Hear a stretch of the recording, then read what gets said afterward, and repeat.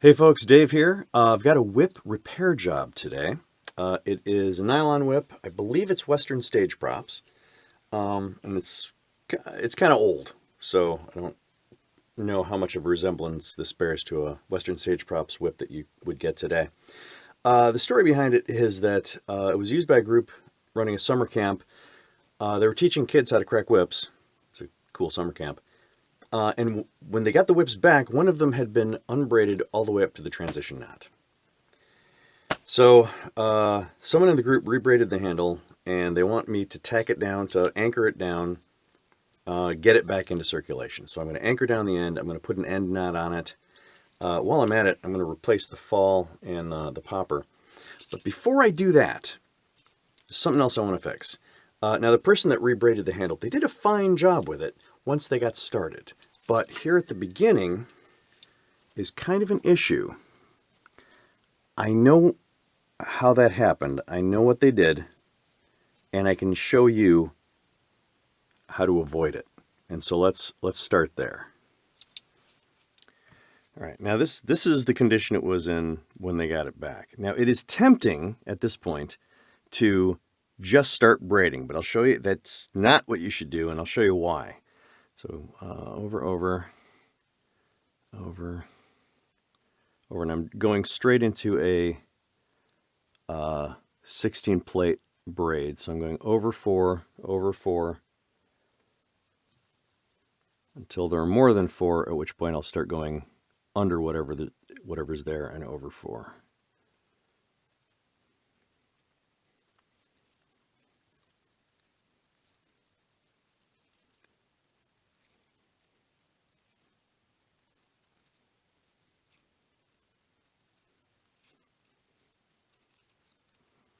All right, so now I've got 8 strands over here, 8 strands over here, and I've successfully started braiding. Here's the problem.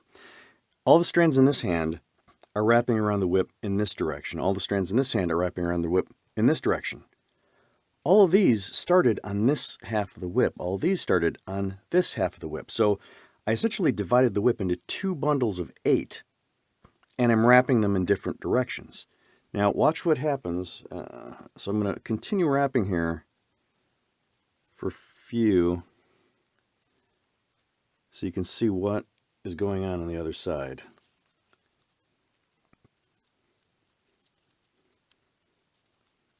All right.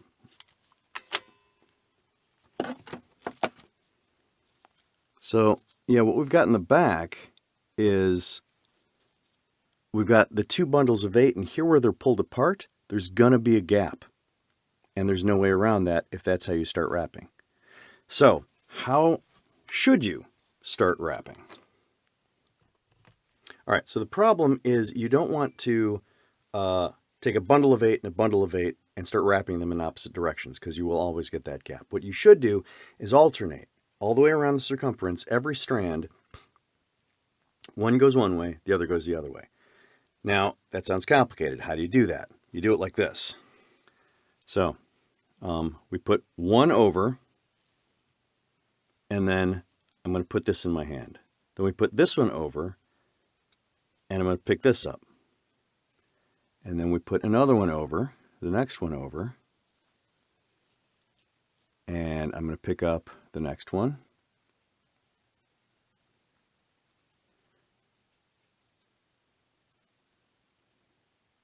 And then I'm going to put this one over and pick up the next one.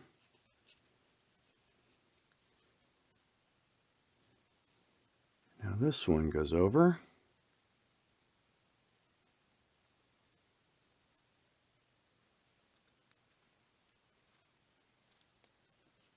And pick up the next one.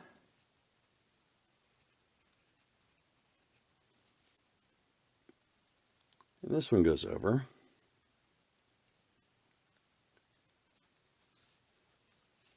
And pick up the next one. So you see what I'm doing is every time I'm adding a strand that crosses, I'm also adding a strand in the other hand. So every 2 strands, so let's see, so this strand is going to go this way.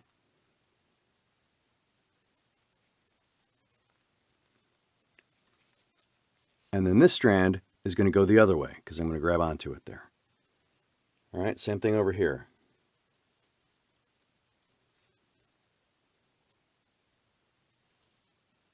This strand goes around.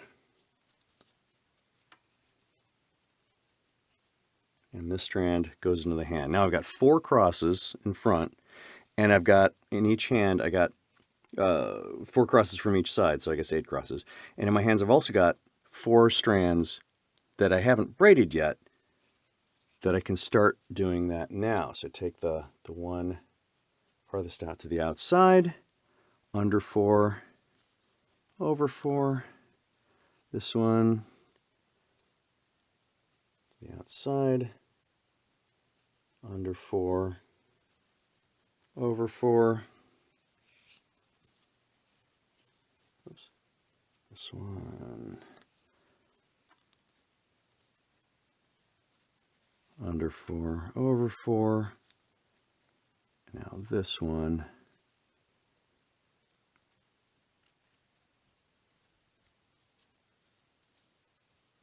under 4, over 4. Now,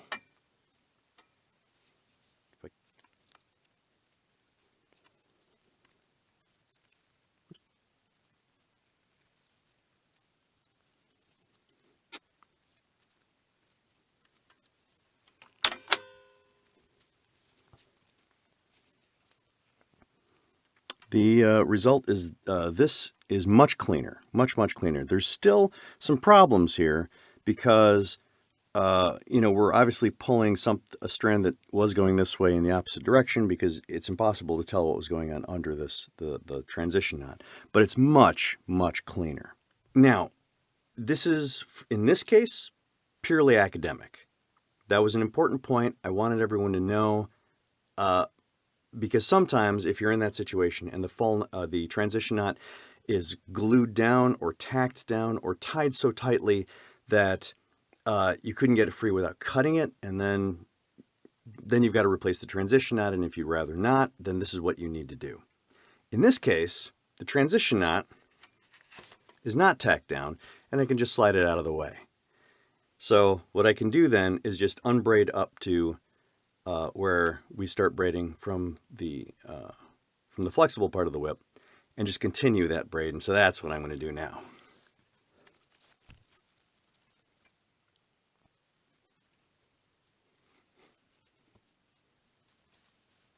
Now this is, like I said, a Western Stage Props whip, and this appears to be a layer of electrical tape.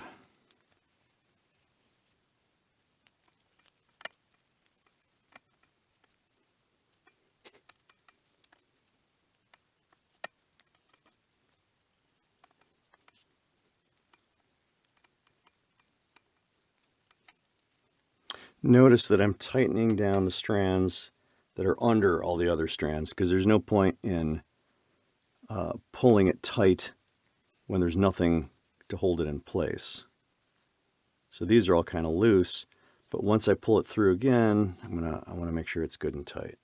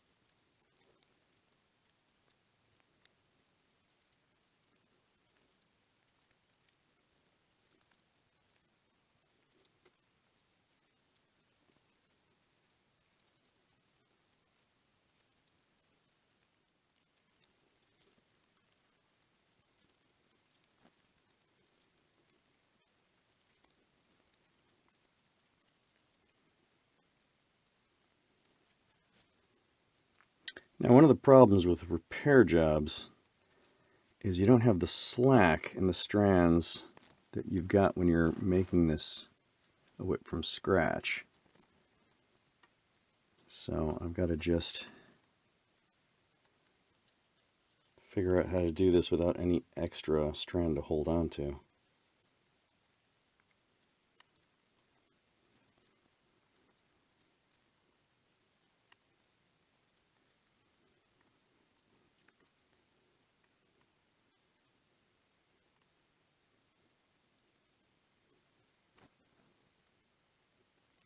All right. Here's where I should have had something already prepped for holding this in place, and I didn't. Let's see if I can reach my bookbinding. I can. All right. That'll work.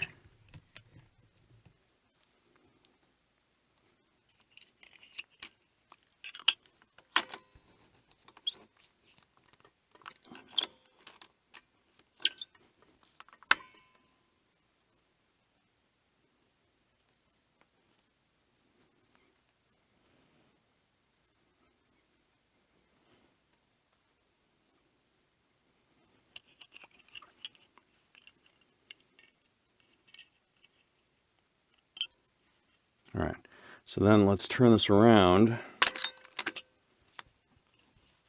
and finish. So yeah, that doesn't look too bad. Before I get too much farther,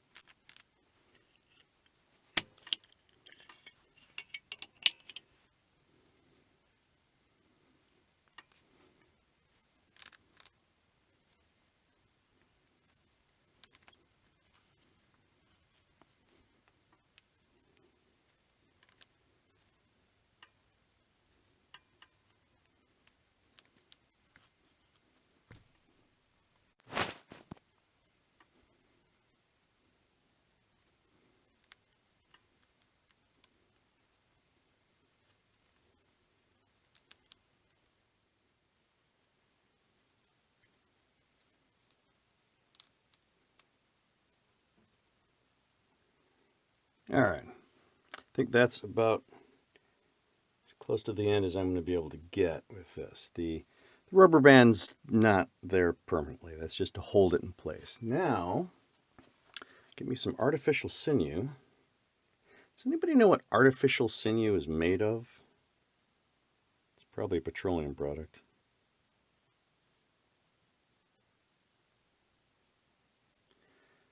All right, and double that over into a whatever knot that is.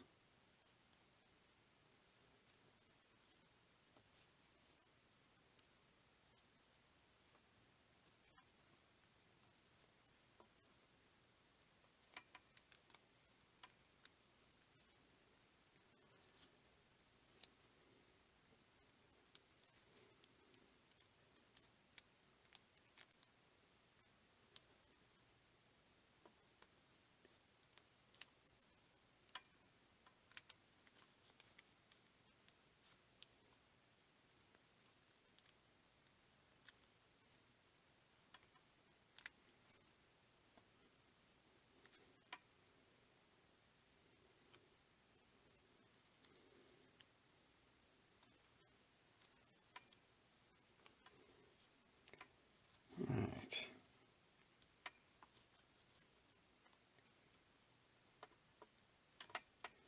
Now, Adam Winrich has this way of grabbing a loop of this and putting it over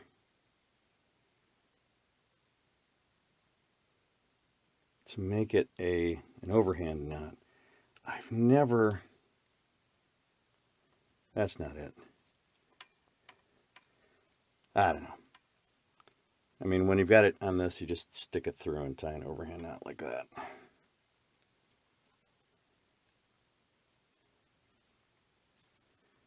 All right.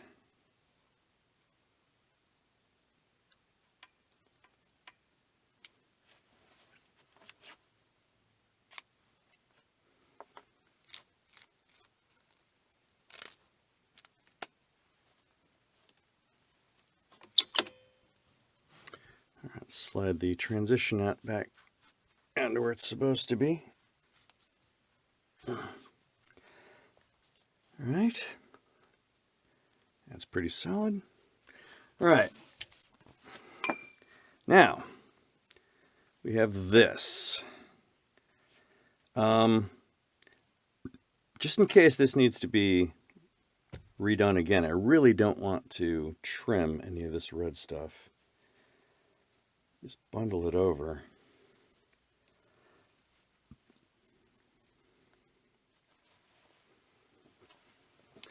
All right, next thing is, before I put the end knot on it, I need some more bulk there. So I'm going to wrap it, give it one wrap around with just some paracord. And then we'll see about cleaning this up before I put the end knot on it.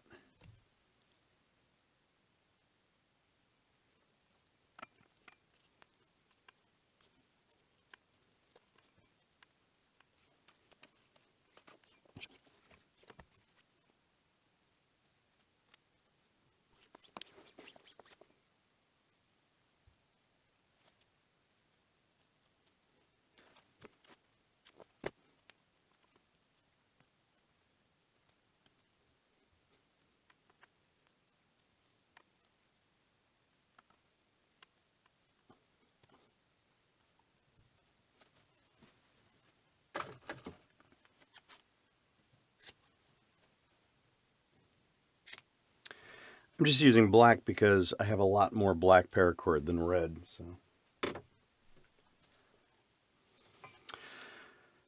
normally what I do at this point is I wrap over the top of this with like a weave of paracord so that if I leave a hole at the top of the end knot, it doesn't look like a mess. The thing is, I'm not used to having to deal with a handle. So I think I'm just going to tie an end knot and hope for the best. Also, I don't know who needs to hear this. I was in my 40s before I figured this out for myself, so this may be blatantly obvious to a lot of people. Melting the ends of fibers like this, I would always melt it like this and squeeze there, burn the hell out of my fingers, and not get a decent seal on it. Because what I realized I need to be doing is spreading them out a little bit, melting them from the inside, and then I don't burn my fingers nearly as bad, and I get a great seal. So let's turn that down a little.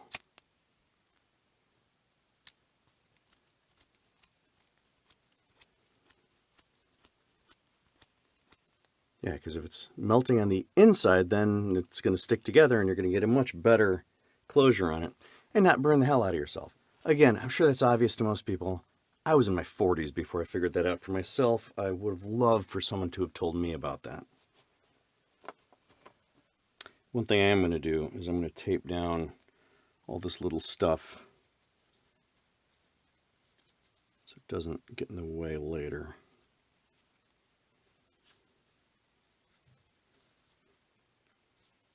A little cruft.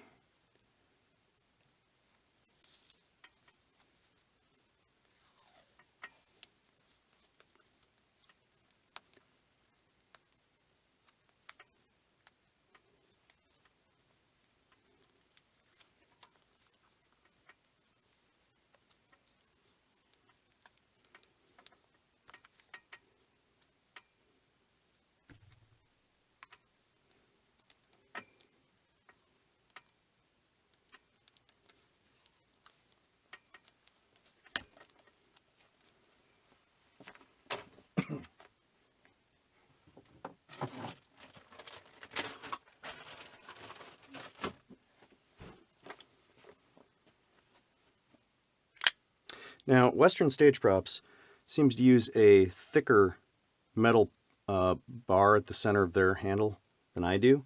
So I don't know that there's actually enough paracord for a staple, but I'm going to try it. Yeah, it seems to work fine.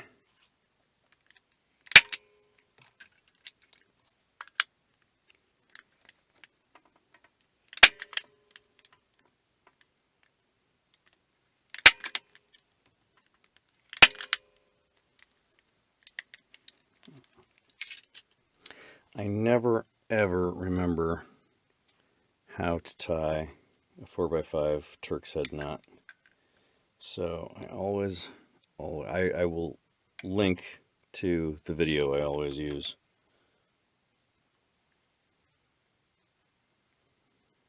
One of the tricks to this that I've discovered is that you can't, if you tighten this down too much too soon, then it's a big snarl.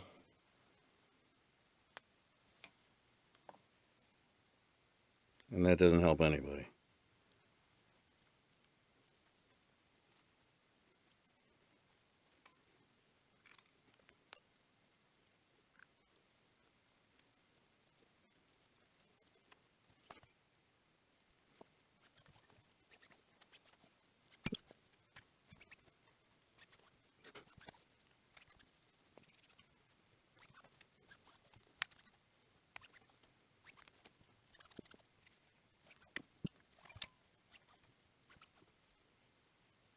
See, when it's still loose, you can move this stuff around.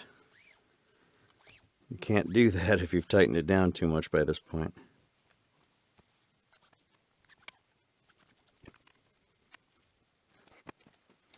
Now we tighten it down.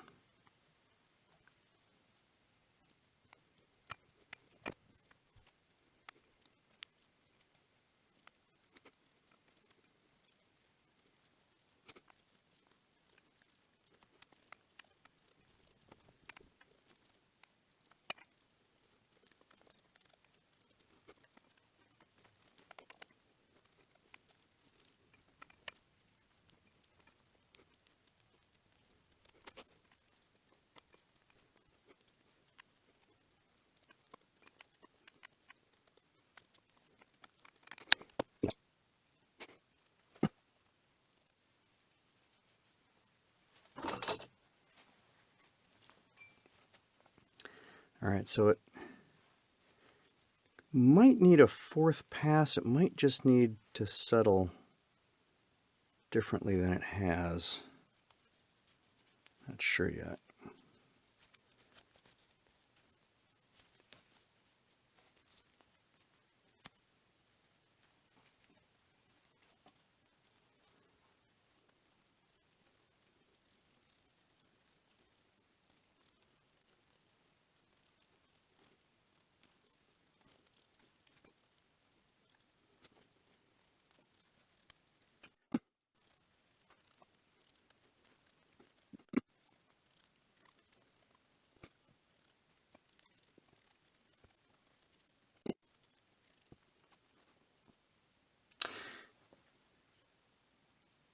It needs another pass.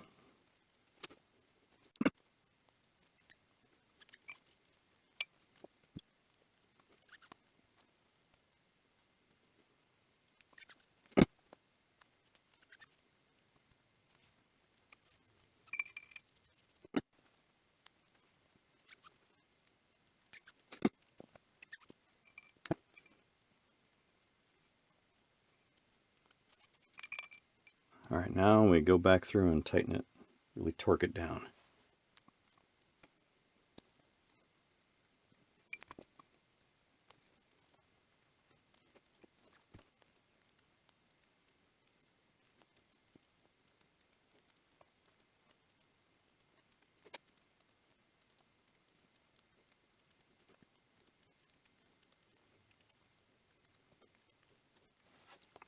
I'm sure there's better ways to hide where these come out, but this is fine.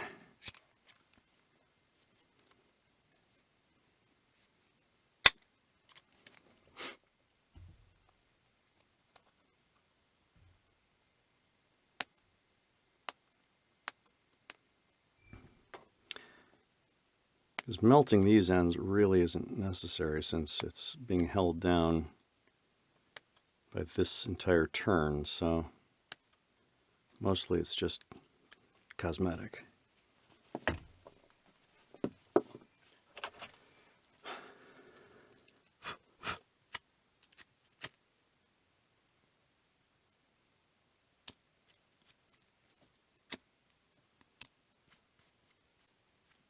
All right, so it's not a perfect job, but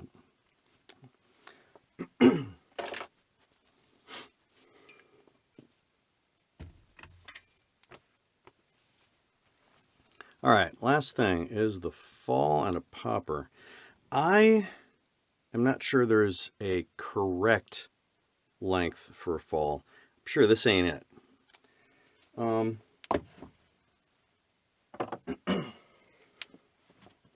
think for a 6-foot whip, it's about 2 feet.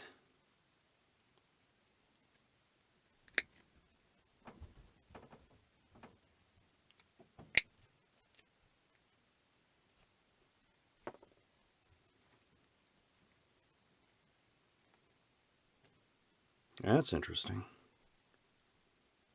I'm just going to leave it.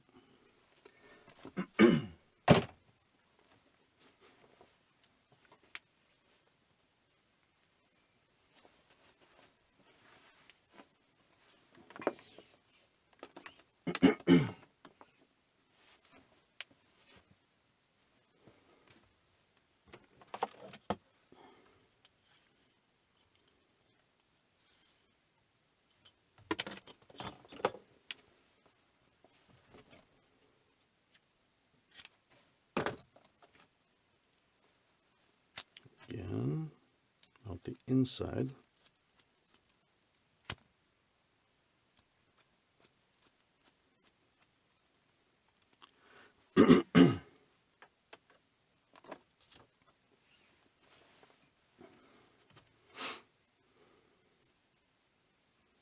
Now, again, I'm not sure what the correct way is to tie this. I think it's a fisherman's knot. I don't know, seems like it ought to work. Not entirely happy with the end knot I put on there, so I'm going to give him one of my good nylon poppers.